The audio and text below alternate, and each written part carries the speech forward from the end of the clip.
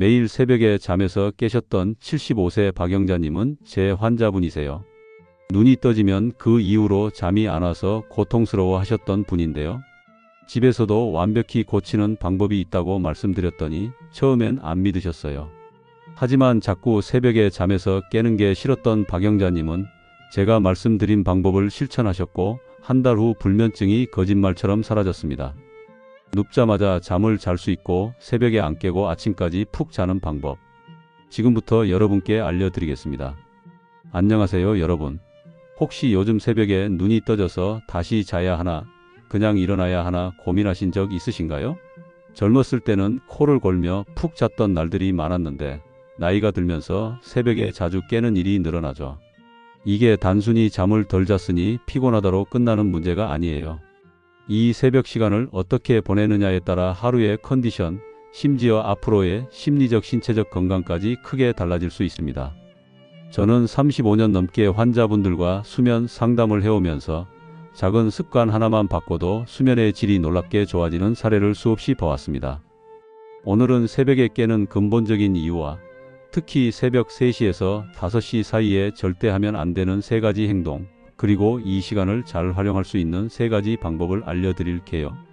먼저, 왜 새벽 3시에서 5시 사이에 잠에서 깨는 걸까요? 통증 때문에, 옆집 소음 때문에, 혹은 막연한 불안감 때문에 깨는 경우도 있겠죠. 하지만 대부분의 경우, 특히 나이가 들면서 새벽에 깨는 데는 3가지 주요 원인이 있습니다. 이 원인을 이해하면 내가 왜 이러지? 라는 자책 대신 몸의 변화를 자연스럽게 받아들이고 해결책을 찾는 데 도움이 됩니다. 젊었을 때는 잠을 자면 정말 푹 잤죠. 새벽에 깨는 일 없이 아침까지 쭉 자는 날이 많았을 거예요. 그건 우리 수면의 대부분이 깊은 잠이었기 때문입니다.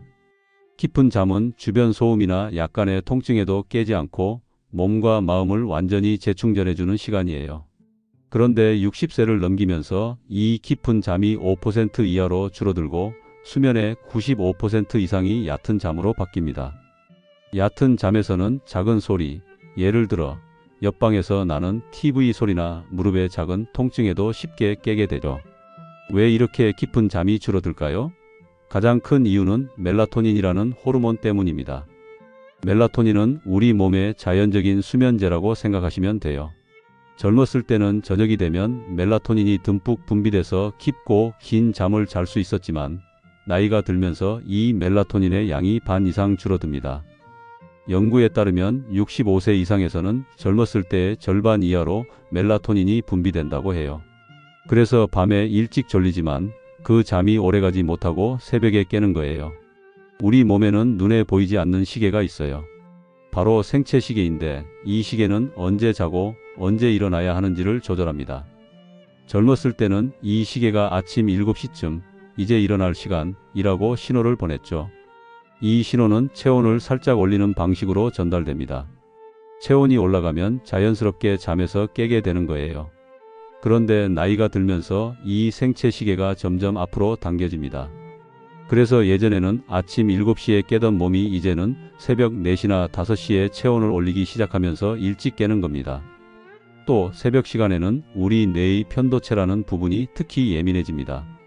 편도체는 감정을 조절하는 역할을 하는데 하버드 의과대학 연구에 따르면 새벽 3시에서 5시 사이는 이 편도체가 과도하게 활성화되는 시간대라고 해요.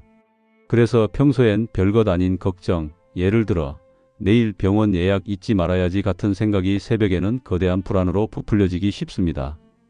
이 시간대에 깨면 작은 고민이 큰 산처럼 느껴지는 이유가 바로 여기에 있죠.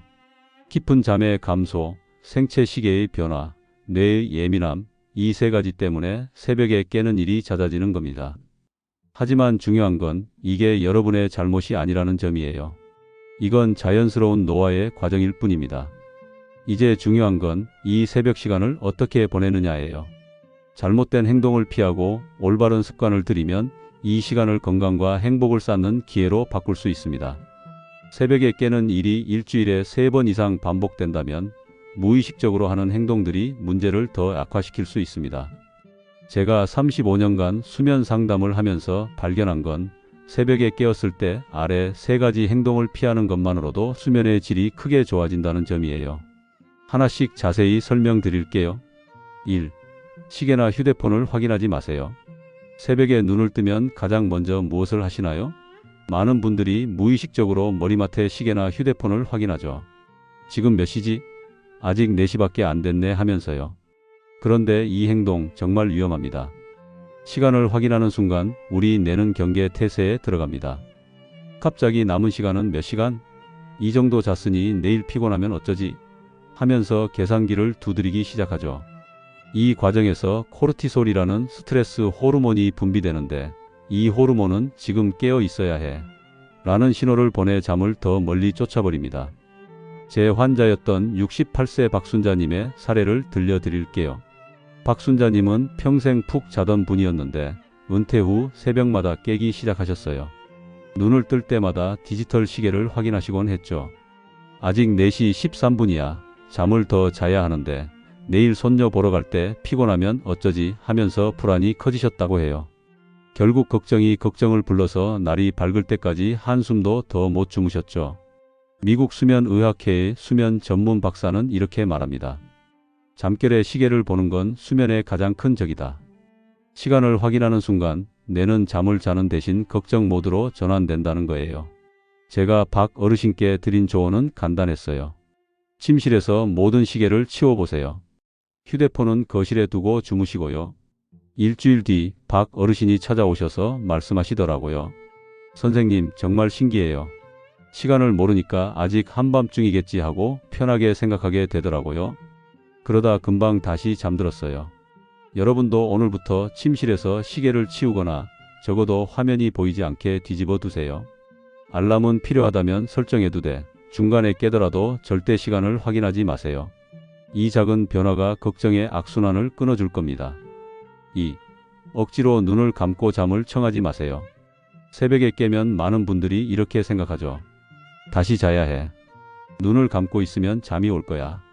그래서 이불을 뒤집어 쓰고 눈을 꼭 감은 채 잠이 오길 기다리시는데 20분, 30분, 심지어 1시간이 지나도 잠은 오지 않고 머릿속은 점점 복잡해집니다.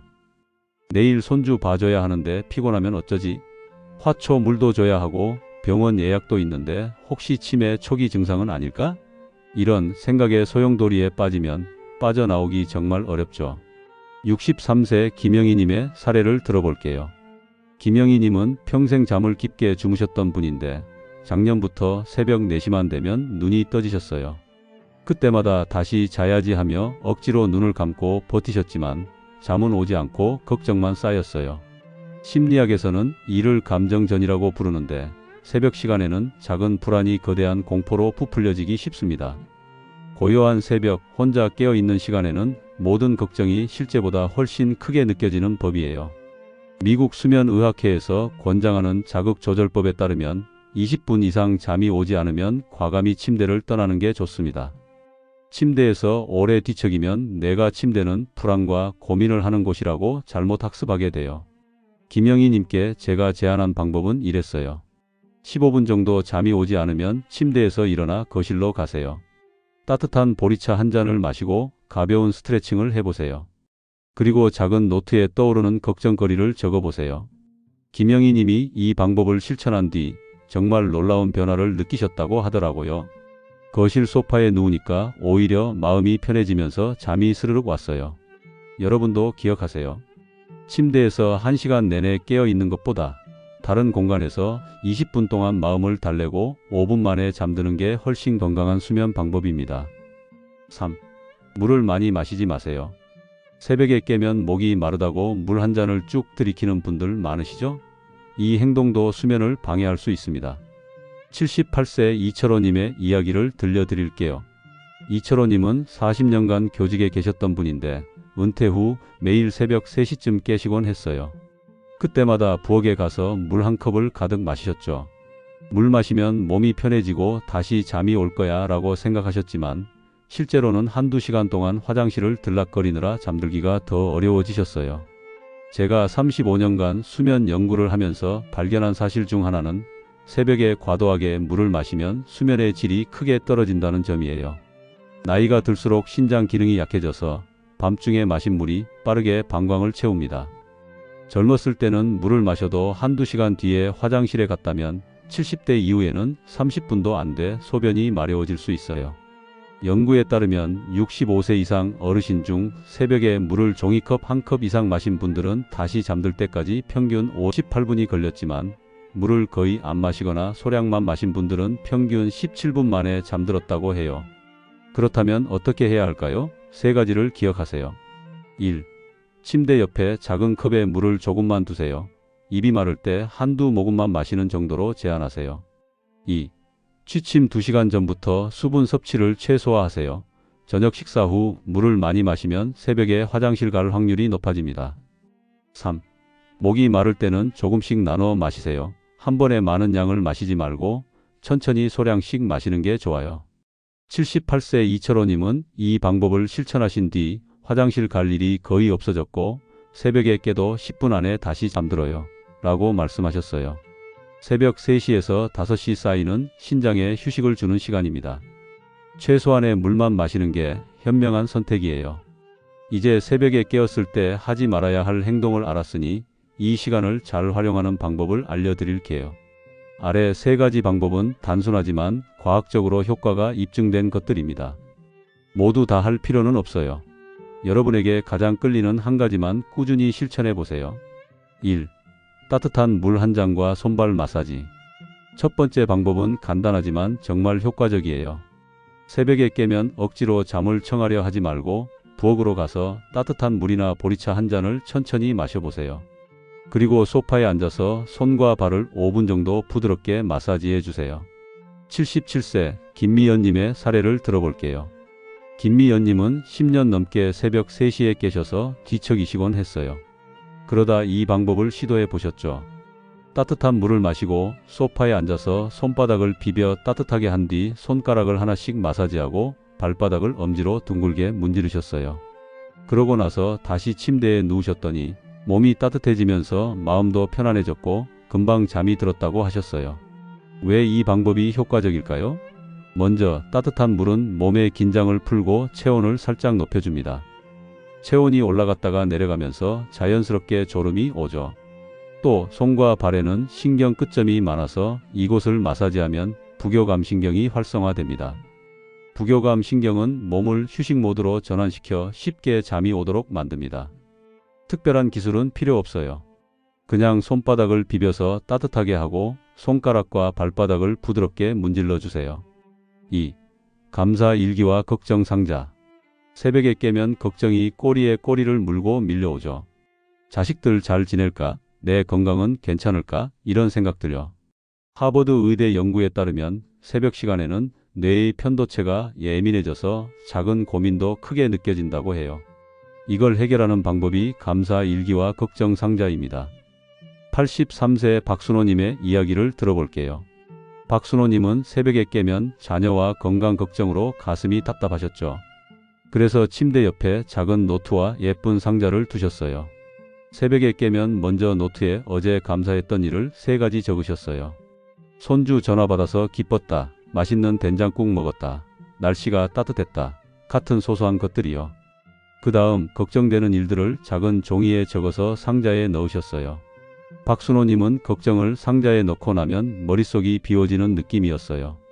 그러고 나니 금방 잠이 오더라고요 라고 하셨어요. 이 방법이 효과적인 이유는요. 감사 일기를 쓰면 뇌의 전전두엽이 활성화되면서 긍정적인 생각이 늘어나기 때문이에요. 걱정 상자는 심리적으로 지금은 이 문제를 해결할 때가 아니야 라고 마음을 정리하게 해줍니다. 캘리포니아 대학 연구에 따르면 감사 일기를 3주간 쓴 어르신들의 수면 질이 41% 향상되고 아침 활력이 28% 증가했다고 해요. 오늘 밤 침대 옆에 노트와 상자를 준비해 보세요. 3. 감각 명상. 마지막 방법은 감각 명상입니다. 이건 단순히 잠을 위한 방법이 아니라 불안 치료에도 쓰이는 강력한 기술이에요. 76세 이명자님의 사례를 들어볼게요. 이명자님은 40년 함께 사신 남편을 갑자기 잃으시고 새벽마다 가슴이 답답해서 잠을 못 주무셨어요. 그러다 이 명상을 시도해 보셨죠. 방법은 간단해요. 새벽에 깨면 침대에 누운 채로 5가지 감각을 천천히 느껴보는 겁니다. 눈으로 볼 수 있는 5가지 창문, 옷장, 천장의 문양, 침대 이불, 문 손잡이. 손으로 만질 수 있는 4가지 부드러운 이불, 푹신한 베개, 따뜻한 손바닥과 발바닥. 들을 수 있는 3가지 소리, 바람 소리, 시계 초침 소리, 내 숨소리. 맡을 수 있는 2가지 냄새, 이불에서 나는 향, 방 안 공기 냄새. 맛볼 수 있는 1가지 맛, 입안의 느낌. 이명자님은 3번째, 4번째 단계쯤 가니까 마음이 차분해졌어요. 걱정이 멈추고 지금 이 순간 편안한 침대에 누워 있구나 라는 생각만 남았다고 하셨어요. 이 방법은 내가 걱정 모드에서 지금 이 순간에 집중하도록 전환시켜줍니다. 불안한 생각이 구름처럼 흩어지고 평온함이 찾아오죠. 새벽 시간을 선물로 만드는 마음가짐. 수십 년간 어르신들을 만나며 깨달은 게 있어요. 젊었을 때와 달리 생체 리듬이 바뀌는 건 자연스러운 과정입니다. 이건 여러분의 잘못이 아니에요. 중요한 건 이 변화를 어떻게 받아들이느냐예요. 또 잠을 못 잤네 하고 좌절하기보다 이 조용한 시간을 나만의 특별한 순간으로 만들어 볼까 하고 생각해 보세요. 오늘부터 새벽 3시에서 5시에 깨신다면 더 이상 괴로워하지 마세요. 앞서 말씀드린 3가지 방법, 따뜻한 물과 손발 마사지, 감사 일기와 걱정 상자, 감각 명상 중 1가지만 꾸준히 해보세요. 2달 뒤 새벽에 깨는 게 두렵지 않고 오히려 기대되는 시간이 될지도 몰라요. 인생의 모든 순간은 우리에게 주어진 선물입니다. 새벽의 고요한 시간도 마찬가지예요. 오늘 말씀드린 내용이 여러분의 잠을 더 편안하게 만들고 하루를 더 활기차게 시작하는 데 도움이 되길 바랍니다. 이 영상이 유익하셨다면 구독과 좋아요 버튼을 눌러주시고 주변 분들과도 공유해주세요. 클릭 한 번이 누군가의 인생에 큰 영감을 줄 수 있으니까요. 긴 영상 시청해 주셔서 감사합니다. 다음에 또 유익한 이야기로 찾아뵙겠습니다. 여러분의 건강한 노후를 진심으로 응원합니다. 건강하세요.